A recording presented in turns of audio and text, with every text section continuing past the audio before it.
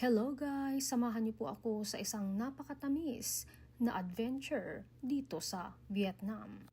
Ngayong araw, bibisitahin natin ang Alovia, ang bahay ng mga tsokolate, isang lugar na siguradong magugustuhan ng lahat ng mahilig sa tsokolate. Hindi lang ito simpleng tindahan, kundi isang kakaibang karanasan na talagang tatatak sa'yo.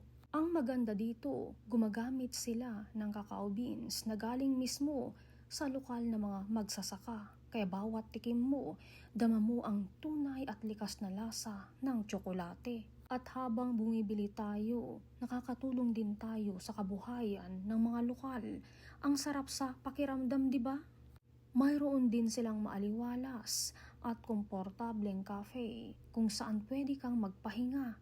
Tikman mo ang kanilang mainit at malinamnam na tsokolate, kasama ang iba't ibang panghimagas na gawa rin sa kakao. Tamang-tama para sa kwentuhan, pahinga o kahit simpleng me time. Kung gusto mo naman ng kakaibang karanasan, pwede mo makita kung paano ginagawa ang tsokolate mula sa butil ng kakao hanggang sa maging chocolate bar.